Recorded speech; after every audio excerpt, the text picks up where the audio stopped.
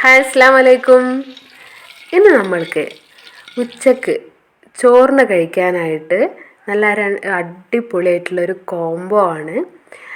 ചിക്കൻ്റെ പാർട്സും അതുപോലെ നല്ല മോര് കറിയും കൂടി ചേർത്തിട്ട് നല്ല അടിപൊളി ഒരു കോംബോ നമുക്ക് തയ്യാറാക്കാം.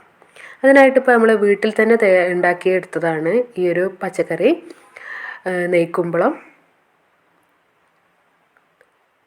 പറമ്പിലുണ്ടായതാണ്. അപ്പോൾ അതിൻ്റെ ഒരു പകുതി നമ്മൾ എടുക്കുന്നുണ്ട് ഈ ഒരു നമ്മൾ പൊരി കറി ഉണ്ടാക്കാനായിട്ട്. അപ്പോൾ ആ പകുതി നമ്മളിപ്പോൾ നന്നായിട്ട് മുറിച്ച് ഈ ഒരു വലുപ്പത്തിൽ നമ്മൾ മുറിച്ചെടുക്കുന്നുണ്ട്. അപ്പോൾ അതിൻ്റെ പകുതിയാണ് ഞാൻ എടുത്തിട്ടുള്ളത്. അപ്പോൾ അതൊന്ന് നമുക്കൊന്ന് ആദ്യം തന്നെ വേവിച്ചെടുക്കണം. അതിനായിട്ട് ഒരു തക്കാളിയും ഒരു 5 പച്ചമുളകും കൂടി ഞാൻ മുറിച്ചിടുന്നുണ്ട്. പിന്നെ ഉപ്പ്, കല്ലുപ്പാണ് ഞാൻ ഉപയോഗിക്കാറ്. കല്ലുപ്പ് ഒരു സ്പൂണോളം, വലിയൊരു ഒരു സ്പൂണ് കല്ലുപ്പ് ഇട്ടിട്ടുണ്ട്. പിന്നെ കുറച്ച് തോനെ കുമ്പളം ഉണ്ടായതുകൊണ്ട് തന്നെ മഞ്ഞൾ ഒരു സ്പൂണ്, വലിയ സ്പൂണിന് തന്നെ ഒരു സ്പൂൺ ഇടാം. പിന്നെ ഇതൊക്കെ ഒന്ന് വേവാൻ വേണ്ടിയിട്ട് ആവശ്യത്തിനുള്ള വെള്ളം കൂടി ഒന്ന് ഒഴിച്ചു കൊടുക്കുന്നുണ്ട്. ഏകദേശം അതിൻ്റെ ഒരു 3/4 ഭാഗം വരെ എത്തുന്ന തരത്തിൽ വെള്ളം ഒഴിച്ചു കൊടുത്തിട്ടുണ്ട്. നന്നായിട്ടൊന്ന് ഇളക്കി മിക്സ് ആക്കാം. എന്നിട്ട് ഇതൊന്ന് നന്നായിട്ടൊന്ന് നമുക്കൊന്ന് വേവിച്ചെടുക്കാം. ആ വേവിക്കുന്ന നേരം കൊണ്ട് നമുക്ക് മറ്റുള്ള കാര്യങ്ങൾ നോക്കാം. അതവിടെ വേവിക്കാൻ വെച്ചിട്ടുണ്ട്. ഇതാണ് കോഴിയുടെ പാർട്സ്, നാടൻ കോഴിയുടെ പാർട്സാണ്. 1 കിലോ ഉണ്ട് നമ്മൾ മേടിച്ചത്. അതൊന്ന് നമുക്ക് ഈ ഒരു കുക്കറിനകത്ത് ഇട്ട് കൊടുക്കാം. അപ്പോൾ രണ്ടും കൂടി ഒപ്പം തന്നെ വേവും. നമ്മൾ ചോറ് അവിടെ വെന്ത് കിട്ടുന്നുണ്ട്. ഈ പാർട്സ് ഇപ്പോൾ നമ്മൾ നന്നായിട്ട് കഴുകി വൃത്തിയാക്കിയതാണ്. വെള്ളമൊക്കെ ഊറാൻ വെച്ചതായിരുന്നു അരിപ്പ് പാത്രത്തിൽ. ഇനി നമുക്കതൊന്ന് ഈ കുക്കറിൽ ഇട്ട് കൊടുത്തിട്ടുണ്ട്. നമുക്ക് അതിന് ആവശ്യമായിട്ടുള്ളത് 3 സവാള, 1 തക്കാളി, 2 പച്ചമുളക്. നിങ്ങളെ എരിവിനനുസരിച്ച് പച്ചമുളക് ഇട്ട് കൊടുക്കാം. അതും കൂടി ഈ കുക്കറിലേക്ക് ഞാൻ ഇട്ട് കൊടുക്കുന്നുണ്ട്. വളരെ സിമ്പിളാണ്, നല്ല ടേസ്റ്റിലാണ് കിട്ടുകയും ചെയ്യുക. പൊറാട്ടയിലേക്കായാലും വെറുംചോറിലേക്കായാലും ദോശയിലേക്കൊക്കെ ആയാലും നല്ല ടേസ്റ്റാണ്. അപ്പോൾ നമ്മളിപ്പോൾ 3 വലിയ ഉള്ളിയും 1 തക്കാളിയും 2 പച്ചമുളകും ഇട്ട് കൊടുത്തിട്ടുണ്ട്. ഇനി നമുക്ക് അതിലേക്ക് ആവശ്യത്തിനുള്ള ഉപ്പ്, ഒരു 1.5 സ്പൂണോളം ഉപ്പ് ഇട്ട് കൊടുത്തിട്ടുണ്ട്. ഇതിന് വേണ്ടിയത് ചിക്കൻ മസാലയാണ്. ചിക്കൻ മസാല ഒരു 2 സ്പൂണോളം, വലിയ സ്പൂണിന് 2 സ്പൂണ് ചിക്കൻ മസാല ഇട്ട് കൊടുത്തിട്ടുണ്ട്. അതും കൂടി ഇട്ടിട്ട് നന്നായിട്ടൊന്ന് മിക്സ് ചെയ്യണം. പിന്നെ അതിലേക്ക് മഞ്ഞൾ ഒരു ചെറിയ സ്പൂണ്, 1 സ്പൂണ്, 1 ടീസ്പൂണ് മഞ്ഞൾപ്പൊടിയും കൂടി ഇട്ട് കൊടുക്കാം. എന്നിട്ട് നന്നായിട്ടൊന്ന് ഇളക്കി മിക്സ് ആക്കിയിട്ടുണ്ട്. ഇനി നമുക്കിതൊരു 3-4 വിസിലടിക്കുന്ന തരത്തിൽ നമുക്കൊന്ന് വേവിച്ചെടുക്കണം. ഒരു വിസിൽ ഹൈ ഫ്ലെയിമിൽ വരുന്ന തരത്തിൽ വേവിക്കാം. പിന്നെ ബാക്കിയുള്ള 3 വിസിലും ലോ ഫ്ലെയിമിൽ വെച്ചിട്ട് നമുക്കൊന്ന് വേവിച്ചെടുക്കണം, വിസിൽ വരുത്തിച്ചെടുക്കണം. പിന്നെ അതിലേക്ക് നമുക്കൊരു വലിയൊരു സ്പൂണിന് നിറയെ ഇഞ്ചിയും വെളുത്തുള്ളിയും ചതച്ചതാണ് ഇട്ട് കൊടുക്കുന്നത്. പേസ്റ്റ് ആയാലും കുഴപ്പമില്ല, ചതച്ചത് ഇട്ട് കൊടുക്കുകയാണ് ഇപ്പോൾ ഞാൻ. അതും കൂടി ചേർത്ത് ഇളക്കിങ്ങാണ്ട് നമുക്കിതൊന്ന് ഒരു 4 വിസിൽ, ഏകദേശം 4-3 വിസിൽ വരുന്ന തരത്തിൽ നമുക്ക് വേവിച്ചെടുക്കാം. അത് നമ്മൾ വേവട്ടെ അവിടെ. അപ്പോൾ തന്നെ നമുക്ക് മറ്റുള്ള കാര്യങ്ങളൊക്കെ ഒന്ന് റെഡിയാക്കാം. അപ്പോൾ നമ്മളെ കുമ്പളം വേവിക്കാൻ വെച്ചിട്ടുണ്ട്. കുമ്പളത്തിലേക്കുള്ള സാധനങ്ങളാണിത്. മോര് കറി ഉണ്ടാക്കാനുള്ള ഒരു 6 ചെറിയുള്ളി, 5 വെളുത്തുള്ളി, പിന്നെ ചെറിയ ജീരകം 1 സ്പൂണ്, തേങ്ങ 1, മോരാണ് അത് 1 പാക്കറ്റ് എടുക്കുന്നുണ്ട്. ഏകദേശം 500 ആണ് എടുത്തിട്ടുള്ളത്. ml ആണ് തൈര് എടുക്കുന്നത്.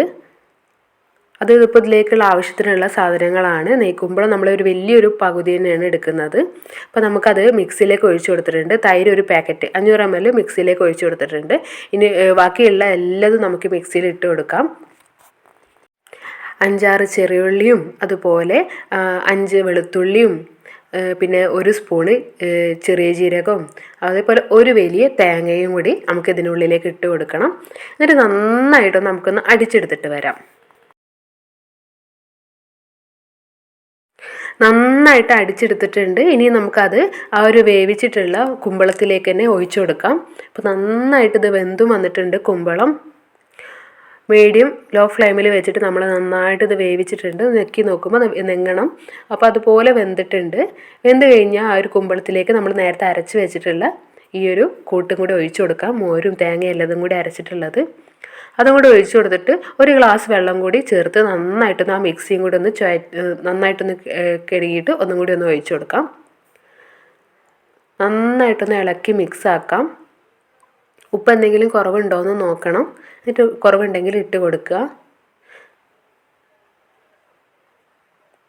നന്നായിട്ട് കുറുകിയിരിക്കുകയാണെന്നുണ്ടെങ്കിൽ കുറച്ചും കൂടി ഒരു ഗ്ലാസ് വെള്ളം കൂടി ഒഴിച്ചു കൊടുക്കാവുന്നതാണ്.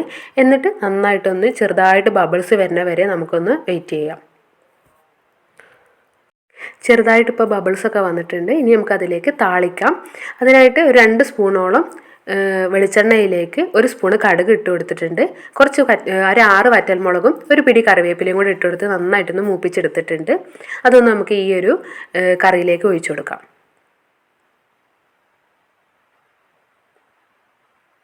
ചെറിയതായിട്ട് തുള്ളി വരുമ്പോൾ തന്നെ കറി വേഗം തന്നെ ഓഫാക്കിയിടണം മോര് കറി.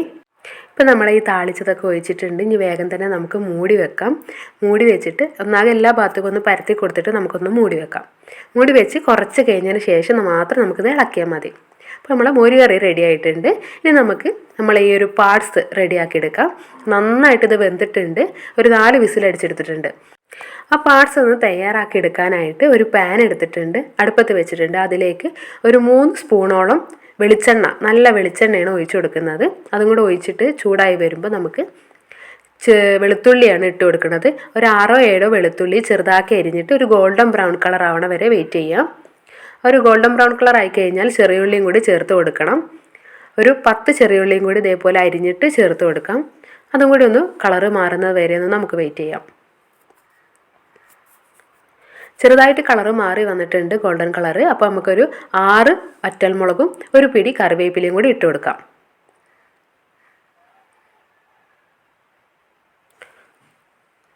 അതൊന്ന് ഇളക്കി നന്നായിട്ട് നല്ലൊരു മണം വരും. കരിഞ്ഞൊന്നും പോവരുത്. ലോ മീഡിയം ഫ്ലെയിമിൽ തന്നെ വെക്കണം. ഏകദേശം ഒരു മിനിറ്റോളം ഒന്ന് ഇളക്കി കൊടുത്തതിന് ശേഷം നമുക്കതിലേക്ക് പൊടി ഇട്ട് കൊടുക്കാം. പൊടി ഇട്ട് കൊടുക്കുമ്പോൾ ഫ്ലെയിമൊക്കെ നന്നായിട്ട് കുറക്കണം.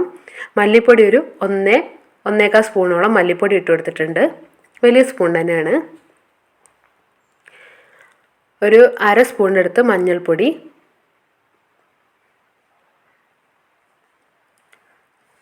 മുളകും പൊടി ഇട്ട് കൊടുക്കുന്നുണ്ട്. ഒരു 1/2 സ്പൂണിൻ്റെ അടുത്ത് തന്നെ മുളകും പൊടിയാണ്. അത്യാവശ്യം എരിവുള്ള ഒരു മുളകും പൊടി തന്നെയാണ് ഇത്. കാശ്മീരി ചില്ലി ഒന്നല്ല. അപ്പോൾ നിങ്ങളുടെ അടുത്തനുസരിച്ച് എരിവിനനുസരിച്ച് ഇട്ട് കൊടുക്കാം. നന്നായിട്ടതൊന്ന് ലോ ഫ്ലെയിമിൽ തന്നെ വെച്ചിട്ട്, പ്രത്യേകം ലോ ഫ്ലെയിമിൽ തന്നെ വെക്കണം, അല്ലെങ്കിൽ പൊടികളൊക്കെ കരിഞ്ഞു പോവുള്ളൂ. ലോ ഫ്ലെയിമിൽ വെച്ച് നന്നായിട്ടൊന്ന് നല്ലൊരു മണം വരുന്ന തരത്തിൽ നമുക്കൊന്ന് മൂപ്പിച്ചെടുക്കാം.